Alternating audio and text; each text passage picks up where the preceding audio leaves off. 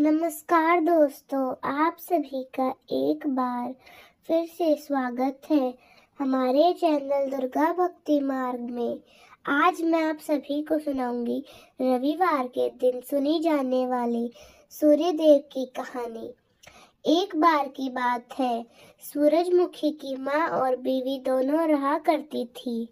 सूरजमुख आधा धन तो प्रजा में ही बांट दिया करता था और आधा अपनी माँ और बीवी को देता था। उसकी माँ और बीवी घर में कुछ काम नहीं करती थी, ना ही पूजा पाठ करती थी।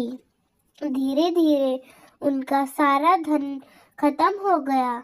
घर में खाने को एक दाना भी ना रहा, ना ही पहनने को अच्छे कपड़े।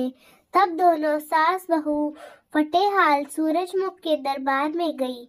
सूरजमुख के पहरेदार सूरजमुख के पास गए और कहने लगे कि हे राजन, आपकी माँ और बीवी दरबार में आई हैं, उनकी हालत बहुत खराब है। सूरजमुख ने विचार किया, मैं आधा धन तो प्रजा में बांटता हूँ और आधा अपनी पत्नी और माँ को देता हूँ, फिर भी इनकी ऐसी हालत क्यों हुई है। तब उसने पहरेदार से कहा, उन्हें मेरे पास भेजो। तब सूरजमुख की माँ और पत्नी उनके पास गई। माँ ने कहा, बेटा, हमारा धन तो खत्म हो गया है, हमारे पास ना तो खाना है ना ही कपड़े हैं। तब सूरजमुख अपनी पत्नी और माँ से बोले, आधा धन तो मैं प्रजा को देता हूँ और आधा धन आप दोनों को। प्रजा तो इतनी सुखी है, लेकिन आप लोग ऐसी हालत में क्यों है। तब सूरजमुख ने उन्हें 5 गीटे दिए और कहा, आप दोनों एक नियम बना लो। आपकी बहू हर रोज 5 घरों में जाए और हर एक के साथ गीटे खेल कर आए और घर में आकर कुछ काम करे। तब सास बहू गीटे लेकर घर आ गई। अगले दिन बहू गीटे लेकर पड़ोस में गई। उसने पड़ोसन से कहा, आओ गीटे खेलेंगे। इस पर पड़ोसन ने कहा, ना बाबा ना, मुझे बहुत काम है, मुझे पानी लेने जाना है। तुम्हारा क्या है, तुम तो सूरजमुख की पत्नी हो, तुम्हें क्या कमी है। फिर वह दूसरी पड़ोसन के पास गई।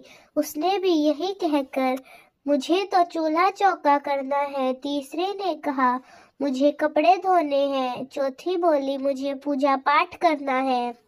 पांचवी कहती है कि मुझे तो खाना बनाना है और पूरे घर की सफाई करनी है।